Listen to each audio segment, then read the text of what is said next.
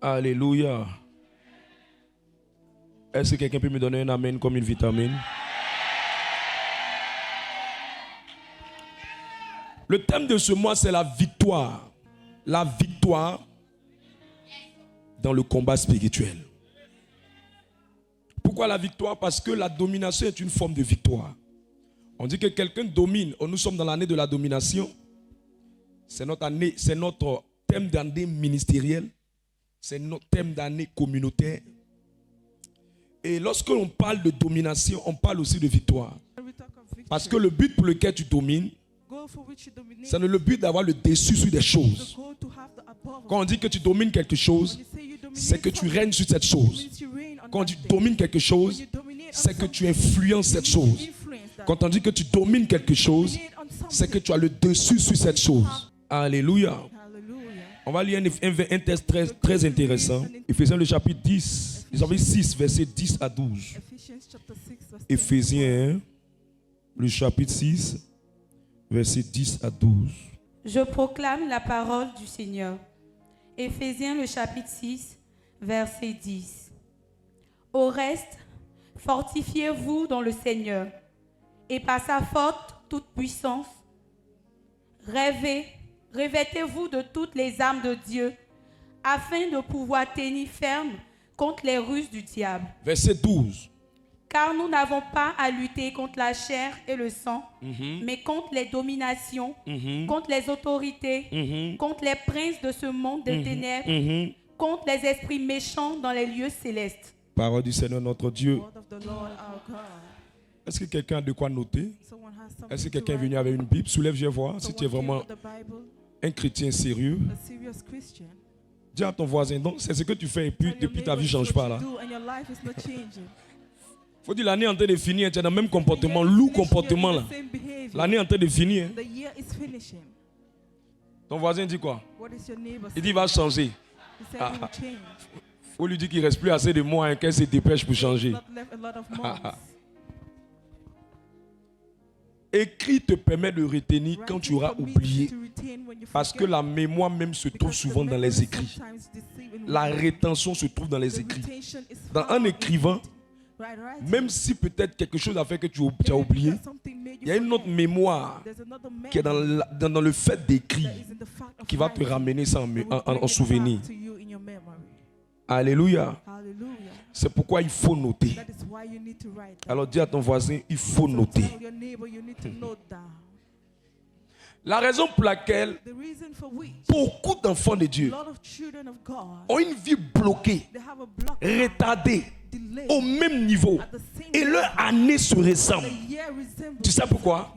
C'est parce qu'ils ont échoué dans leur combat spirituel. La raison pour laquelle certaines personnes veulent se marier mais n'arrivent pas, c'est parce qu'elles ont échoué dans le combat du mariage. La raison pour laquelle certaines personnes frappent à la porte selon Matthieu 7:7, il dit frappez, la porte sera ouverte. Elle frappe et la porte ne s'ouvre pas. C'est parce que dans le combat de l'ouverture des portes, elles ont échoué. La raison pour laquelle certaines personnes veulent prospérer mais n'arrivent pas, c'est parce que le combat rattaché à la prospérité, elles ont échoué. Alors regarde ton voisin, dis-lui là où ça ne va pas, c'est parce que tu as échoué dans le combat là. Si elle dit qu'elle n'a pas de travail, dis-lui c'est le combat de la vie professionnelle. C'est ça qui fait que depuis tu ne travailles pas. Si elle dit qu'elle n'arrive pas à toucher certains montants, dis-lui que Dieu veut te donner. Mais le combat rattaché à ce montant, c'est parce que tu n'arrives pas à affronter ce combat, que tu es toujours en train de rester derrière ou dans la même situation. Mais je lève ma main qu'au travers de ces enseignements de ce mois, Malibra Ikalu Shabrada, l'Esprit de Dieu va parler au cœur de quelqu'un dans le nom de Jésus. Les gens échouent tellement dans les combats. Les gens sont tellement victimes au lieu d'être des victorieux. Les gens sont tellement en train de jouer permanemment au combat qui se lève contre eux que finalement, ils se posent des questions. j'ai fait quoi à Dieu? Pourquoi on me combat? Pourquoi j'ai des combats? Pourquoi les choses m'arrivent? Est-ce que j'ai déféqué à l'église? Est-ce que j'ai fait du mal à quelqu'un? Est-ce que j'ai insulté un jour Dieu? Est-ce qu'un jour j'ai blasphémé contre le Saint-Esprit? Est-ce que j'ai dit du mal à quelqu'un? Mais pourquoi toutes ces choses m'arrivent? Pourquoi toutes ces choses viennent dans ma vie? Écoute-moi bien. Qui a déjà dit une fois cette parole-là dans sa vie? Faut être honnête, faut être honnête. Écoute-moi, c'est parce que tu penses que tu es au paradis sur la terre ici. C'est pour ça que tu as demandé ça. Dis-le, on n'est pas au paradis. Ici, là, c'est la terre. Le jour même ta maman a dit, tu es né, un combat a commencé. Ta venue même, parmi plusieurs spermatozoïdes, ça a été le fruit d'un combat que tu as gagné. Sinon, tu penses que c'était ta tête qui allait sortir. C'est pas ta tête, hein. Il y a quelqu'un qui voulait prendre ta place. Tu l'as poussé comme ça. Dis à ta force. Dis voisin, dis à ta force. Résultat, tu es arrivé. Tu n'es pas au paradis sur la terre ici. Non. Arrête de rêver. Viens sur terre. Réveille-toi. Sors de ton rêve. Reviens dans la réalité. Tu étais en train de rêver. Touche le sol. Dis à ton voisin, touche bien le sol. Touche bien le sol. Tu es sur la terre. Arrête de rêver. Reviens, descends ici. Le jour tu as dit que tu arrives sur la terre, les combats se sont levés. Tu n'as même pas besoin de faire du mal aux gens. Tu n'as même pas besoin d'insulter les gens. Parce que même quand quelqu'un est joli, il y a le combat qui est lié à sa beauté. Les faux types vont la draguer. Les bons types vont la draguer. Et ce qui fait que tout le monde vient vers elle, c'est sa beauté qui est le problème.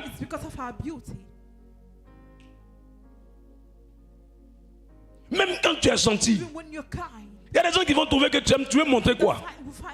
Ils vont te combattre. Même quand tu t'habilles bien, il y a des gens qui vont trouver que tu fais le malin.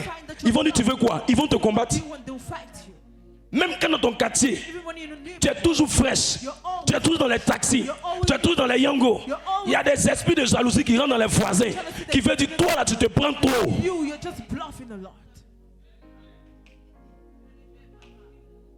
Tu aimes saluer. Il y a des gens qui ne vont pas aimer que toi tu salues les gens. Il suffit qu'il y ait une prophétie sur ta vie. Il y a un combat qui va se lever sur toi. Il suffit que tu sois le meilleur de l'école.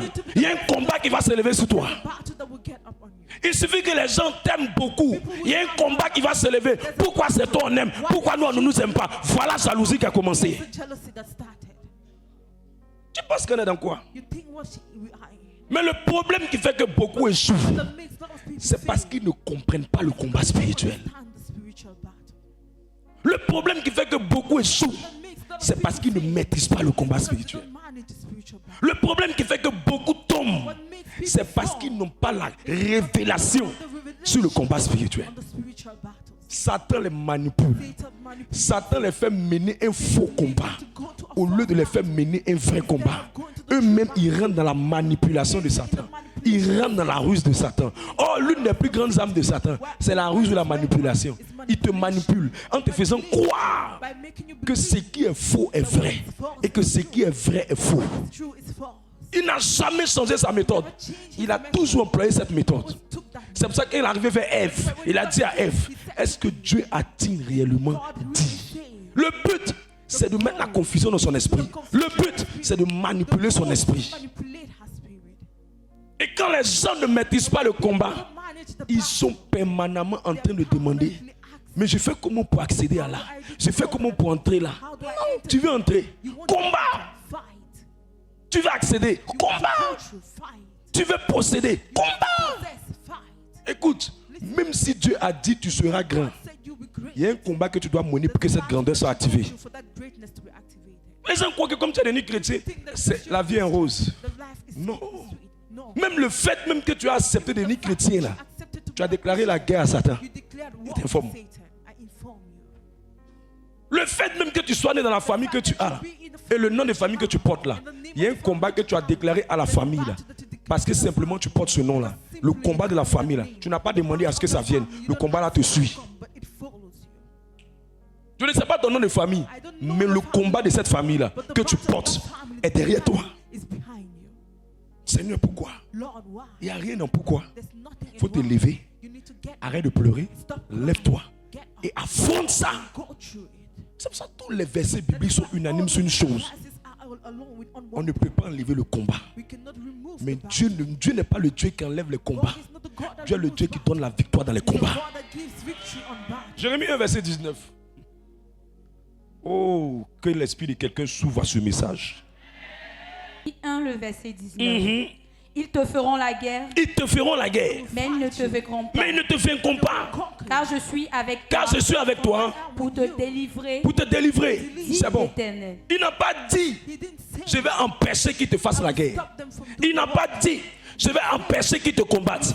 Il n'a pas dit, je vais empêcher qu'ils t'attaquent. Il dit, ils vont te faire la guerre, c'est évident. Mais une bonne nouvelle qui est derrière, c'est qu'ils ne te vaincront pas. Parce que je serai avec toi. Si c'est la prophétie de quelqu'un qui me disait un amen puissant. 1 Timothée 3, verset 11 à 12. Je suis fatigué. Pourquoi tant de combats dans ma vie? C'est la meilleure partie dans le monde. Tu vas aller encore dans beaucoup de frustration. Même dans le monde, tu auras encore des combats là-bas. Parce que ce n'est même pas une histoire seulement de la vie chrétienne. C'est une histoire de la destinée que tu as appelée à réaliser. Allons-y. Prends 2 Timothée. Je crois que j'ai fait une erreur dans mon texte. Allons-y, 2 Timothée 3. 2 Timothée 3, verset 11 à 12. Mes persécutions. Mes persécutions. Mes souffrances. Mes souffrances. À quelle souffrance n'ai-je pas été exposé? N'est-ce pas été exposé? À Antioche. À Antioche. À Icône. À Icône. À Lystre. À Lystre. Quelle persécution n'ai-je pas supportée? Et le Seigneur m'a délivré de toutes. Or, tous ceux qui veulent vivre. Tous ceux qui veulent marcher avec Jésus. Pieusement en Jésus-Christ seront persécutés. Ils seront quoi? Persécutés. Ils seront quoi? Persécutés. Depuis le jour où tu as dit que tu veux marcher avec Jésus, il ne faut pas oublier ce texte-là. Dis voisine, essuie tes larmes, lève-toi, on va combattre. Dis voisine, essuie tes larmes et lève-toi, on va combattre. Elle dit quoi? Elle dit elle est prête maintenant pour le combat. Que le Seigneur te donne la victoire sur ce combat. Le combat spirituel, c'est quoi? C'est l'ensemble des attaques et des diverses oppositions que les enfants de Dieu rencontrent à cause du nom de Jésus, à cause de leur destinée, pour prouver leur foi. Le combat spirituel, c'est quoi? C'est l'ensemble des attaques, des diverses oppositions qu'un enfant de Dieu rencontre sur son chemin à cause du nom de Jésus, à cause de sa destinée, dans le but de prouver qu'il a la foi. Et la Bible appelle ça les épreuves de la foi. Quand la Bible ne veut pas dire combat, la Bible utilise l'expression les épreuves de la foi. Une foi qui n'est pas éprouvée n'est pas une vraie foi. Et je prie que Dieu te donne la victoire dans ce combat. Je prie que Dieu te donne la victoire dans ce combat. Maintenant, où je veux aller avec toi? Dis avance, homme de Dieu. Regarde, le problème de beaucoup de personnes, c'est que quand les combats là se lèvent, quand les guerres là se lèvent, quand les attaques là se lèvent, Satan qui est tellement un grand manipulateur, il va les distraire, il va les déconcentrer, il va les défocaliser. Au lieu de se mettre à combattre l'esprit qui est caché derrière la situation, Satan va les faire s'en prendre aux hommes. Alors qu'on dit combat spirituel, on n'a pas dit combat physique. Donc un combat spirituel n'a rien à voir avec les manœuvres physiques. Un combat spirituel n'a rien à voir avec les hommes, avec ton frère, avec ta soeur, avec ton patron, avec ton mari, avec ta femme, avec tes voisins. Un combat spirituel, c'est un combat qui se gère dans le spirituel et qui influence le monde physique. Quand quelqu'un va échouer dans le combat spirituel, comment tu vois ça? Au lieu de se concentrer sur les entités spirituelles, au lieu de se concentrer sur l'ennemi spirituel, il jure d'avoir un homme comme son ennemi. Il jure de ne plus avoir affaire à quelqu'un. Il jure de faire tout pour nuire à la vie de quelqu'un. Alors que l'homme n'en a rien. L'homme ne peut rien. L'homme vaut rien. La personne qui pousse l'homme à faire, la personne qui amène l'homme à faire, c'est un esprit. Et plusieurs ont échoué. Parce qu'ils ont pensé que c'était les hommes. Mais homme de Dieu, qu'est-ce qui permet de dire ça? J'ai deux preuves. Quand vous voyez une femme qui est dans le célibat et dit que le garçon est mauvais, c'est pas le garçon qui est mauvais, c'est toi qui ne faut rien en combat spirituel. Quand vous voyez un homme qui ne trouve pas de travail, il dit quoi? Il dit le pays est dur, il n'y a pas de travail. C'est toi qui ne faut rien, sinon il y a les gens qui travaillent. Quand vous voyez quelqu'un qui ne voyage pas, il dit quoi? Oh, les hommes ne veulent pas donner le visa aux gens. Affaire de visa, là, c'est un réseau. C'est toi qui ne faut rien. Sinon, il y a des enfants de pauvres à qui Dieu a donné le visa et ils sont en train de partir. Le combat n'est pas physique. Ton célibat n'est pas physique. Ton blocage n'est pas physique. Ta maladie n'est pas physique. Tes batailles ne sont pas d'abord physiques. Elles sont d'abord spirituelles. Traite ça dans le spirituel. Affronte ça dans le spirituel. Si tu te concentres sur les hommes, si tu te concentres sur les personnes que le diable utilise, tu seras distrait. Distrait. J'ai vu une chère qui est en train de prier pour son mariage. Le Seigneur est en train d'ouvrir les portes. Voilà un problème de famille qui s'élève. Elle vient me voir, homme de Dieu. Je me rends compte qu'il y a une histoire avec ma maman. Je ne sais pas ce qui s'est passé. Je rentrais du travail, tranquillement. Maman s'est plainte du fait que j'ai laissé ma fille à la maison. Et quand j'ai laissé ma fille à la maison, je n'ai pas pris la peine de lui dire que j'avais laissé ma fille dans tel état, pour vous épargner des détails de l'histoire. Alors je viens dire à maman, pardon, si j'ai mal fait. Ça fait 5 jours, sa maman dit, on ne lui parle plus. Alors qu'elle est en train d'aller sur le chemin du mariage, lui a dit, ma fille, reste tranquille. Je connais son plan. Il veut te distraire. Il veut que tu restes dans un combat avec ta maman pour devenir amer, pour commencer à parler de ta maman au lieu de parler de celui qui est derrière ta maman. Laisse-le tranquille. Attrape les mains de ta maman. Blague ta maman. Mais lui derrière dans la nuit. Combat-le! Quand elle a commencé à faire ça, la paix est rentrée. Le combat, elle a gagné la victoire sur le combat. La porte est ouverte. Il vous manipule, il te blague, il te rend ennemi de ton patron parce que tu te plains qu'il n'augmente pas ton salaire. Il te rend ennemi de ta famille parce que tu te plains que les membres de ta famille ne veulent pas t'aider. Il te rend ennemi de ton père parce que tu penses que ton père n'a pas été assez sage pour pouvoir te mettre dans les meilleures écoles. C'est pas là le combat. Le combat est spirituel. Qu'est-ce qui a animé mon papa? Qu'est-ce qui a manipulé ma famille? Qu'est-ce qui a manipulé mon patron? Qu'est-ce qui a manipulé les gens? Alors toi, esprit qui est derrière, je vais te combattre. Voilà ce qu'on appelle un homme spirituel. Voilà ce qu'on appelle un homme spirituel. Pas un Chanel, pas un comédien, pas un vaurien, pas quelqu'un qui est porté par des versets bibliques sans avoir les fondements du verset biblique. Pas quelqu'un qui est nourri dans son âme, dans son esprit, parce que la parole dit. 1 Pierre le chapitre 5 verset 8. J'aime ce que Pierre va dire. 1 Pierre le chapitre 5 le verset 8. Soyez sobre. Soyez sobre. Veillez. Veillez. Votre adversaire, le diable, rôde comme un lion rugissant, cherchant qui il dévorera. Ça veut dire quoi? On dit il fait comme. Si c'est ta Bible sur lui, il n'a pas dit comme un lion rugissant. Je peux te dire quelque chose? Satan est maître dans l'art du camouflage. On n'a jamais dit que c'est un lion. On dit il fait comme. Ça veut dire, généralement, Satan utilise le corps des humains pour se manifester dans le physique. S'il veut t'effrayer, il va prendre la forme d'un lion. Mais il n'y a rien dedans. C'est un lion en caoutchouc. Je lève ma main. Que quelqu'un gagne les combats où il avait joué hier. Une femme dit, je suis en train de prier pour que mon homme se convertisse, qu'il se convertisse. Satan dit, elle la voix. Je vois que sa prière veut marcher. Elle prie lundi, elle prie mardi, elle prie mercredi, elle prie jeudi, elle prie vendredi. Satan dit, je ne sais pas comment la voir. Parce qu'en ce moment, je prêchais sur la prière.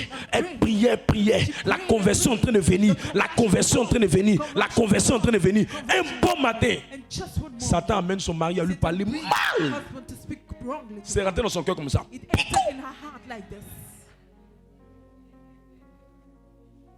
Elle a changé de cible. Au lieu de combattre Satan, elle dit on va voir, on va voir, on va voir. Elle est restée dans on va voir là pendant au moins 3 semaines.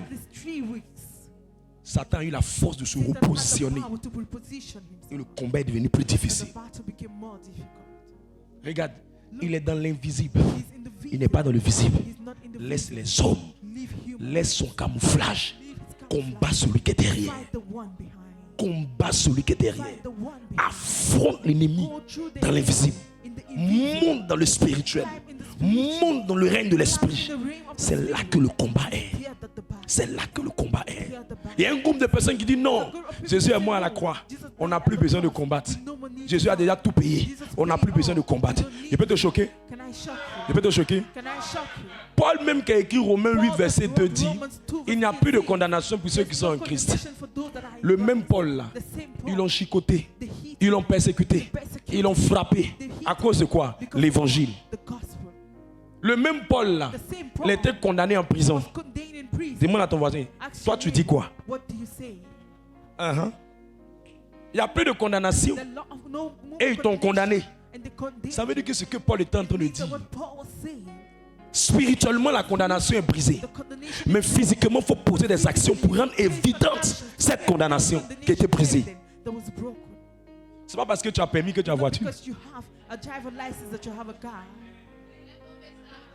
C'est pas parce que tu as été baptisé que ça veut dire que tu es saint. Le baptême te donne les aptitudes. Mais c'est la vie que tu vas pratiquer par la foi qui va qualifier ce baptême que tu as reçu. Sinon, si on était baptisé puis immédiatement, on était déjà les personnes les plus saintes. On n'allait pas travailler à notre âme. Or, ce que tu ne sais pas, ton esprit n'a pas de condamnation. Mais ton sang, ta chair, a une condamnation. Et quand tu dis qu'on parle de combat spirituel, ce combat-là, c'est à cause de ce qui se passe dans ton sang. C'est à cause de ce qui se passe dans ta chair. C'est à cause de ce qui se passe dans ta famille que tu combats. Mais ces réalités-là sont dans le spirituel. Non, Jésus est mort à la croix. Jésus a tout payé. Nous ne devons plus combattre. On doit s'asseoir. Regarde, si quelqu'un te dit ça, c'est un religieux. Il ne connaît pas encore bien les versets. Il n'a pas bien étudié la Bible. Va demander à plusieurs personnes dans la Bible. Ils ont connu des combats. Ils ont connu des guerres. Même Pierre, lui-même là, Jésus était à côté de lui. Le Pierre, pas n'importe qui. Il était disciple de Jésus. Il n'avait pas encore le nom Pierre, mais il avait des esprits dans son sang qui le fatiguaient. La preuve, la Bible dit en Luc 22 verset 31 que Satan l'a réclamé. Satan réclame quelqu'un, pourquoi? C'est parce que Satan avait le contrôle sur lui. Mais il a contrôlé comment? Si Jésus, même le boss des boss, celui qui portait la divinité de Christ était et de Dieu était auprès de lui, ça veut dire que ce n'est pas suffisant. L'œuvre de la croix est faite, mais il y a des actions à poser.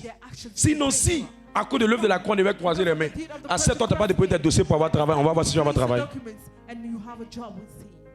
La croix te donne la possibilité et tes actions amènent cette possibilité à devenir réalité. Je reprends. La croix te donne la possibilité, mais tes actions de foi convertissent ces possibilités en réalité. Quelqu'un est avec moi? C'est pourquoi je lève ma main. Je prie que cette année, avant la fin de l'année, tu gagnes le combat qui te bloquait depuis des années. Je prie que tu gagnes le combat qui te bloquait depuis des années. 2 Corinthiens 10 verset 3. Oh, confirme ce que je suis en train de dire avec ce merveilleux test. 2 Corinthiens 10, le verset 3. Si nous marchons dans la chair, nous ne combattons pas selon la chair. Ce n'est pas une histoire de combat dans la chair. Verset 4. Car les âmes avec lesquelles nous combattons, ne sont pas charnelles. Elles ne sont pas charnelles, puisque l'ennemi même n'est pas dans la chair.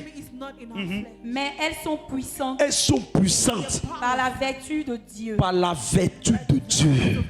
Pour renverser des forteresses. Les forteresses. Verset 5. Nous nous renverserons. Nous renversons. C'est nous qui renversons, n'est pas Dieu. C'est nous qui devons mener le combat. C'est nous. C'est nous. Mais je lève ma main.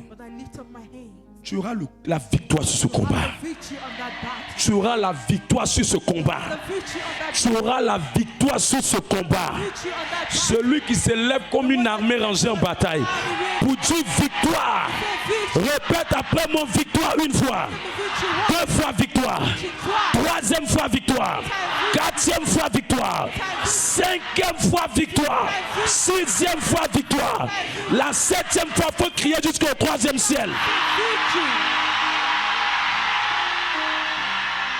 Oh yes. Assieds-toi. Il y a des actes prophétiques qui mélangent les choses au village. Il y a des actes prophétiques quand tu fais là. Tu es étonné que le lendemain on vient te dire que quelque chose qui te bloquait a été brisé devant toi. Et je vois quelqu'un rentrer dans une grâce extraordinaire. Oh, tu ne vas plus échouer dans tes combats. Le combat du mariage, tu vas le gagner, tu vas te marier. Le combat des millions, je te dis, tu vas le gagner. Le combat de la prospérité, tu vas la gagner. Tu vas la gagner. Première âme. Éphésiens le chapitre 6, verset 14.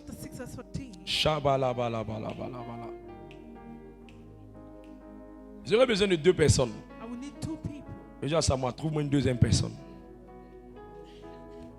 Je vais prendre ça pour imager. Pour que ce soit plus... voilà. Non, ça, même, enlève les 2 là en même temps. Attrape ça déjà, ça, moi. Voilà. Dis oh yes.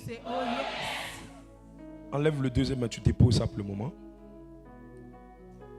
Enlève le 2e, les deux côtés. Voilà, ici aussi.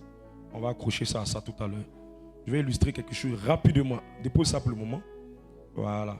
Attrape le bout de là. Très bien. Viens ici. Mets-toi ici. Voilà le frère en Christ qui est là. Il veut rentrer dans une grande bénédiction. Cette bénédiction elle est glorieuse. Poussez un peu devant, juste un pas. Très bien. Il veut rentrer dans une bénédiction. Elle est magnifique. Il veut accéder à un certain niveau, que ce soit financier, que ce soit social, que ce soit professionnel, que ce soit dans sa carrière. Il veut accéder à ça. Mais voilà que ce frère-là, il y a une certaine forme de corde que quelqu'un dans le monde spirituel a tenu. Yako, tu seras le diable aujourd'hui. Et il veut accéder à une qualité de bénédiction. Et la personne qui doit lui donner cette bénédiction, viens. Comme tu en verses.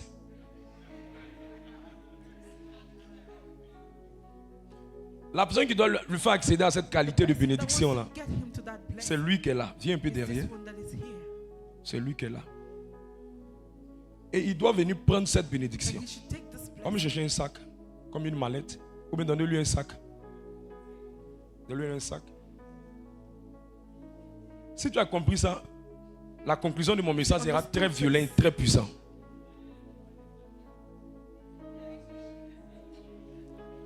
Et il est à ce niveau-là. Jusqu'à ce niveau-là. Tant que lui est à ce niveau-là, s'il veut prendre la grâce qui est dans la main de ce monsieur, viens vers lui. Non, toi va vers lui. C'est toi qui as besoin. Viens vers lui. Voilà. Mets le sac dans sa main. Quand il arrive vers celui-là, tu vas voir qu'il prend le sac très facilement. Il n'y a aucun problème. C'est bien. Ses affaires montent.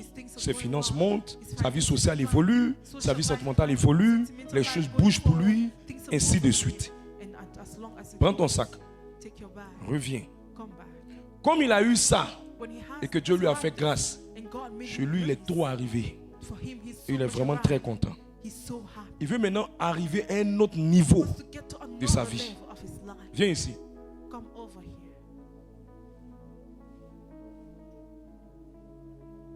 Et le niveau où il veut arriver là, c'est le niveau supérieur au niveau où il était. Aussi longtemps que la bénédiction est dans ce sillage de maître là, Il peut bouger pour venir vers ici. Il t'envoie vers ici. Il peut bouger pour venir vers ici.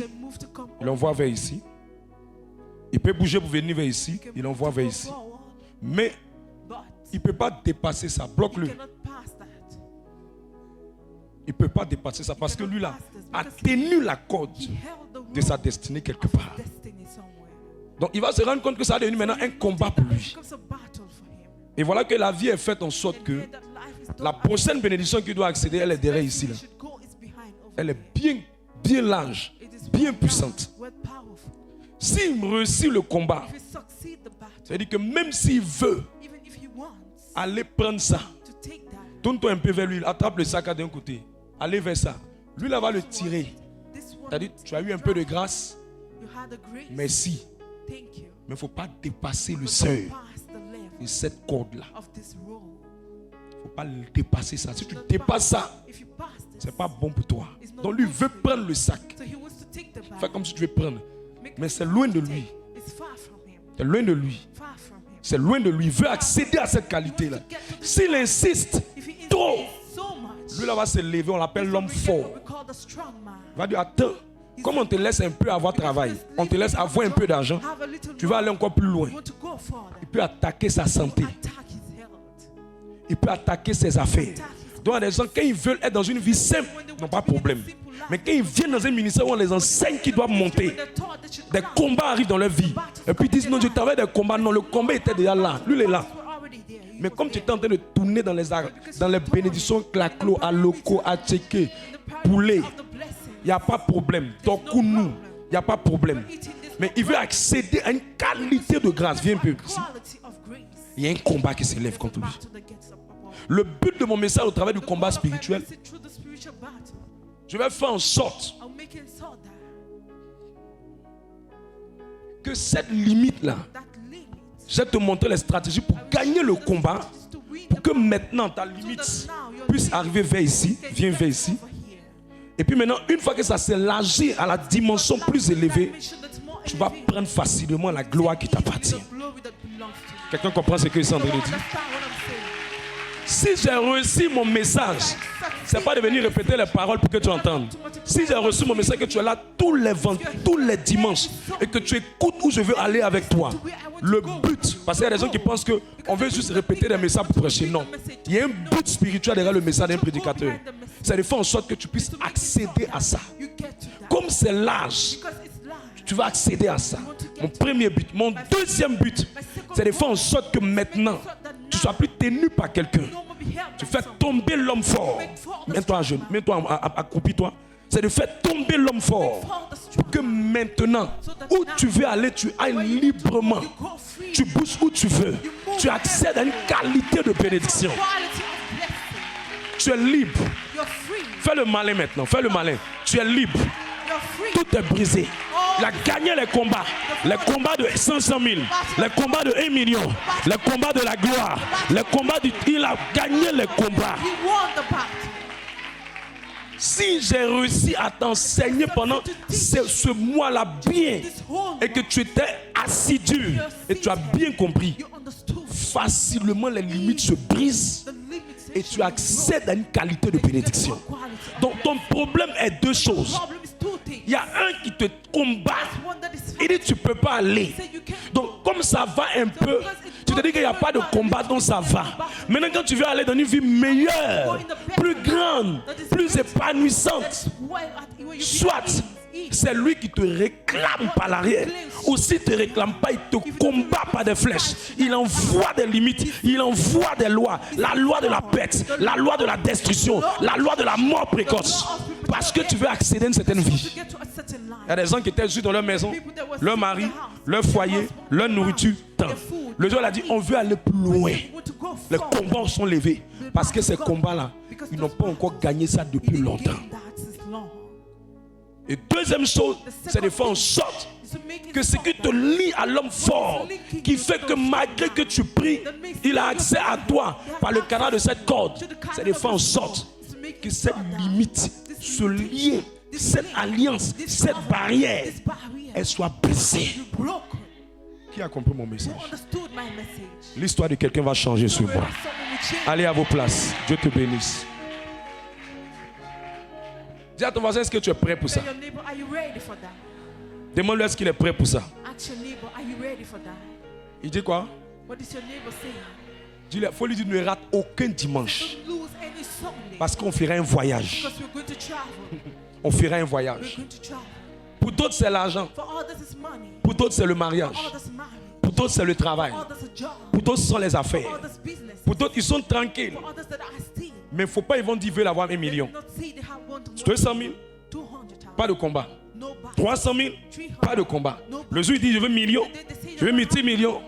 Il y a un combat qui s'élève. Parce que c'est une loi qui dit, c'est interdit d'avoir accès à ça. C'est interdit d'accéder à ça. Et ils ne comprennent pas. Les collègues s'élèvent contre lui, les patrons s'élèvent contre lui, ses amis s'élèvent contre lui. Mais si je suis un homme de Dieu et que c'est le message de la saison, je prie et je prophétise que la victoire descende dans ta vie dans le nom de Jésus-Christ. Dis victoire 3 fois.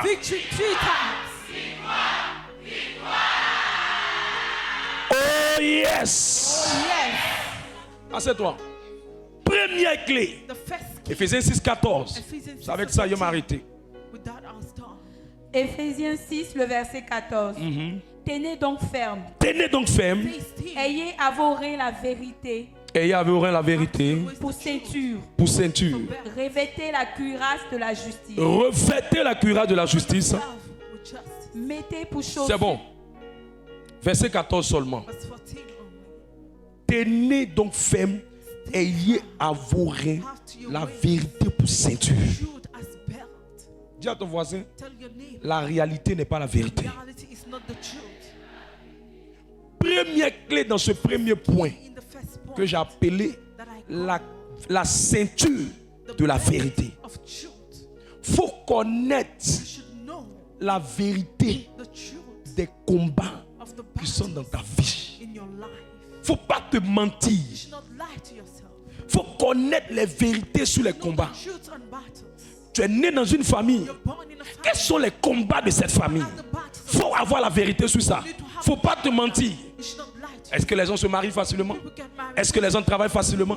Est-ce que les affaires bougent facilement? Est-ce qu'il y a un millionnaire là-bas? Est-ce qu'il y a un multimillionnaire là-bas? Est-ce qu'il y a quelqu'un qui a déjà eu 10 millions?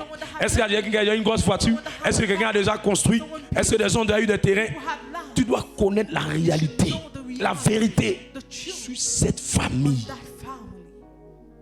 Regarde, celui qui est mieux informé est bien transformé. Mais celui qui est mal informé est déjà parti pour échouer dans le combat. C'est pourquoi il dit, ayez la vérité. Ta maman s'est mariée? Ton papa a travaillé? Quand il a travaillé, il a eu combien? Il est mort fonctionnaire? Il y a combien de députés dans votre famille? Il y a combien de cadres dans la famille? Il y a combien qui se sont élevés? La vérité là va te permettre de savoir si c'est un combat ou si ce n'est pas un combat. J'ai dit même les médecins qui ne sont pas spirituels, quand tu viens leur dire que j'ai mal aux yeux, ils te demandent qui a déjà eu ça dans ta famille? Est-ce que c'est héréditaire? Vous pensez qu'ils sont idiots? Ils ont étudié 10 ans, mais ils sont arrivés à la conclusion que il y a des maladies, on peut donner des calmants, mais il y a des maladies, on peut apporter la guérison. Les calmants, ça veut dire que vous êtes déjà comme ça dans votre famille. On va essayer de doser, on va essayer de donner des calmants pour que tu puisses tenir. Mais quand ce n'est pas une maladie héréditaire, ils savent ce qu'ils doivent faire pour traiter la maladie. Mais nous, avec Jésus, on a la clé. Lorsque c'est héréditaire, lorsque c'est naturel, lorsque ça vient des démons, lorsque ça vient de autre chose, nous on a la clé. Parce que le sang de Jésus-Christ a traité toutes ces choses-là depuis la croix. Mais il faut que tu aies l'information. Alors touche ta voisine, demande-lui, est-ce que tu connais les combats de la famille? Elle dit quoi?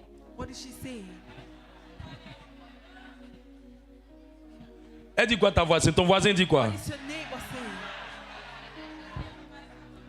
Oh yes. Deuxième vérité à savoir, avec laquelle je termine. L'une des choses qui ouvre la porte aux démons, c'est le mensonge. C'est pour ça qu'il dit la ceinture de la vérité. Écoutez, si vous mentez beaucoup, vous allez donner le contrôle à Satan sur votre vie. Si vous mentez beaucoup, vous allez donner le contrôle à Satan sur votre vie. Et votre délivrance sera difficile. Il y a des gens pour qui on prie, mais les démons sortent, ils reviennent. La porte par laquelle ils rentrent, c'est la porte de quelque chose que tu as caché, que tu ne veux pas dire. Oui. Il y a des choses que tu ne dis pas. Satan va prendre ça pour t'accuser. Comme il a accusé Job, comme il a accusé Josué. Il va t'accuser et Dieu ne pourra rien dire. Pourquoi? Parce que Dieu travaille dans la vérité. Dieu travaille dans la lumière. Là où il y a les ténèbres, tu ne peux pas travailler. J'ai vu une soeur, elle échoue chaque année. Elle échoue chaque année. Mais Seigneur, elle échoue pourquoi? Dieu me dit, il y a quelque chose qu'elle n'a pas dit. Il y a quelque chose qu'elle n'a pas dit. Pourquoi on peut se l'aider? Elle n'a jamais dit ça à quelqu'un. Il y a quelque chose qu'elle a caché depuis des années. Quelque chose qu'elle a caché. Quelque chose qu'elle a caché. Ils l'ont violé dans son enfance. Elle n'a pas encore pardonné ça. Il s'est caché en elle. Donc quand Satan sait que sa gloire arrive, il a pu sur cette faiblesse-là. Il a pu sur cette douleur-là. Il a pu sur ce secret-là. Et finalement, il travaille dans sa vie et mélange sa destinée. Mais je lève ma main aujourd'hui. Que quelqu'un rentre dans la vérité. Que quelqu'un rentre dans la vérité. Écoutez, quand quelqu'un ment beaucoup et qu'il n'aime pas dire la vérité, c'est qu'il ne sait pas. Il quitte sous la couverture de Dieu et il rentre sous le contrôle de Satan. Et Satan devient immédiatement son père spirituel.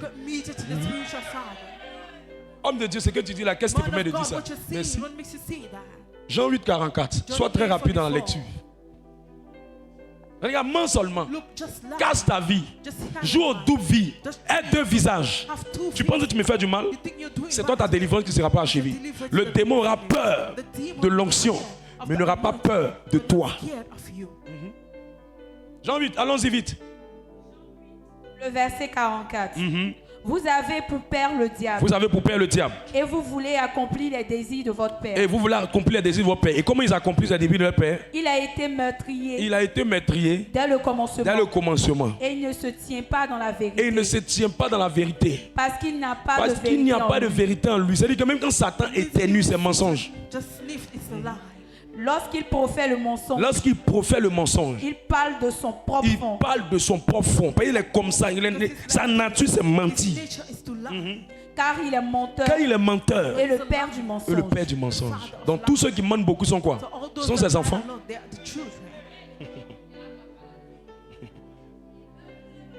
Il y a un homme, on fait sa délivrance depuis là, sa papa. Il a enceinté une jeune fille. La jeune fille avait lui dit que c'est toi le père. Il dit jamais, jamais. L'enfant est resté la fille. Elle est partie dans les pleurs. Il a refait sa vie sans jamais s'occuper de cet enfant. Aujourd'hui, l'enfant a pris de l'âge, mais l'enfant est en train de réclamer le père, parce que les enfants sont des anges auprès de Dieu. Et sa vie a commencé à se bloquer année après année. On se posait la question, mais pourquoi? Pourquoi de telles choses lui arrivent? C'était parce qu'il avait caché quelqu'un qui l'a enceinté. Continue d'enceinte les jeunes filles, il faut fuir. Continue. Oui.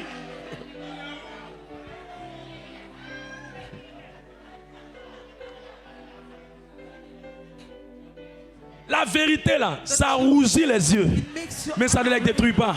Faut dire. Regarde, ce que tu vas perdre en disant la vérité, tu vas le gagner 2 fois plus. Ce que tu vas perdre en cachant la vérité, je te dis, quand tu vas dire la vérité, tu vas gagner 2 fois plus que ce que tu as perdu. Ah Seigneur, aide quelqu'un à dire la vérité. Deuxième conséquence, quand quelqu'un ment, ça le discrédite. C'est pour ça que quand quelqu'un se met à mentir, le jour où on l'attrape, on ne le prend plus au sérieux. Je suis à Paris, Je suis à Paris. Le jour où on l'attrape pas Bobo, on l'a plus pris au sérieux.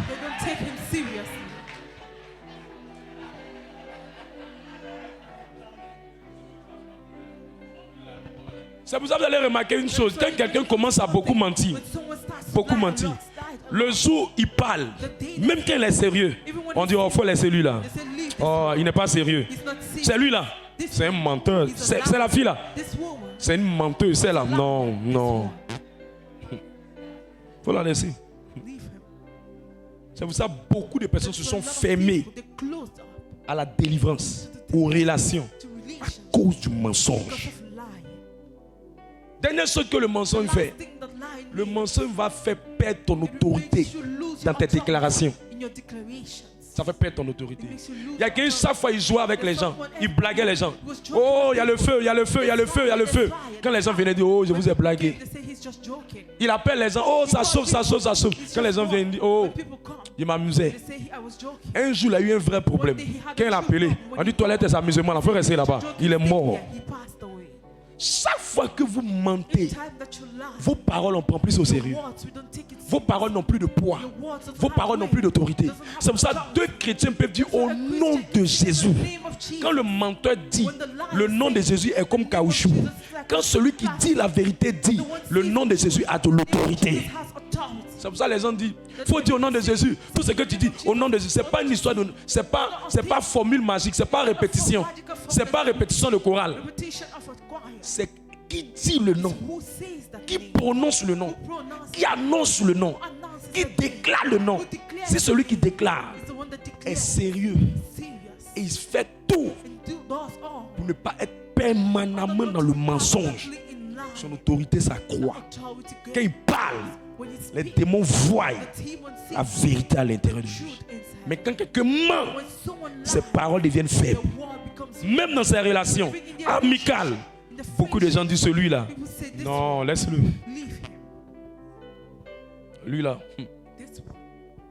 Celle-là, elle dit, oh, mais maman, venez, on va se réunir. Je dis, oh, c'est celle-là qui t'a demandé, qui a parlé. C'est celle-là. Il faut la laisser. Il faut la laisser. Comment les gens peuvent dire, oh, quitte-la. Tu dis quoi même? Parce qu'à un moment donné, ta parole n'a plus de poids. Tu mens. C'est pourquoi la délivrance, là, le combat, ça commence par la vérité. Regarde, tout le monde a une faiblesse. Tout le monde peut tomber dans la faiblesse du mensonge. Mais il ne faut pas en faire de cela un abus. Même Paul, qui était dans sa chair, a dit le bien que je veux faire, il n'arrive pas à le faire. Mais c'est le mal là que j'arrive à faire. Même Jésus, dans sa chair, il a dit, Père, non pas ma volonté, mais ta volonté. Ça veut dire quoi? Ça veut simplement dire que dans la chair, il y a des choses là qu'on ne veut pas faire. Mais souvent on tombe dedans. Mais l'abus est dangereux. Et quand tu faiblis, il faut aller confesser. Soit à la messe, à un prêtre, ou soit à celui qui te conduit spirituellement. Mais fais tout pour confesser, pour ne pas que le diable ait l'autorité dessus. Parce que le diable aime les secrets, le diable aime les cachotteries, le diable aime le mensonge. C'est ça qui fait tenir quelqu'un. Quelqu'un a dit non, toujours on chasse mon esprit de mari de nuit, mais il ne va pas. Mais il dit, tu mens beaucoup aux garçons.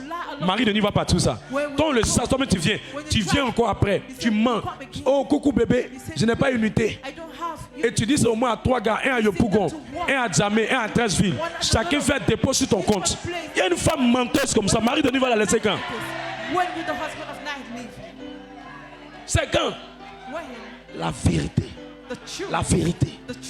La raison pour laquelle beaucoup chassent les démons, mais les démons papa.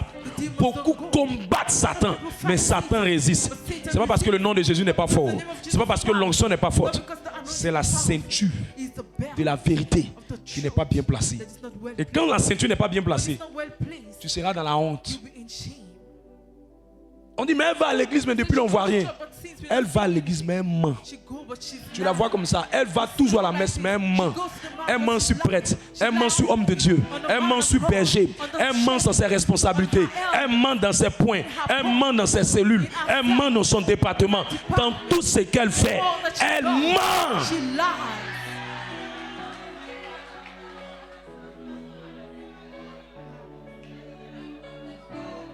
Alors je prie pour toi. So I pray for you. Que la vérité soit dans ton cœur. The truth be in your heart. Que la vérité soit dans ton cœur. Truth be in your heart. Que la vérité soit dans ton cœur. Truth be in your Que la vérité soit dans ton cœur. Que la vérité soit dans ton cœur. Dieu m'a dit cette saison, toute personne qui va marcher avec la cuirasse de la vérité, les temps qui viennent, ce sera des temps de guérison pour lui. Les temps qui viennent, ce sera des temps d'élévation pour lui. Tout ce que tu as perdu, tout ce qu'on a pris dans ta vie, aujourd'hui, je déclare que tu auras la victoire dessus. Tu auras la victoire sur l'échec. Tu auras la victoire sur le célibat. Tu auras la victoire sur les malédictions. Tu auras la victoire sur la pauvreté. Celui qui se tient debout, qui me dit un amen comme le tonnerre.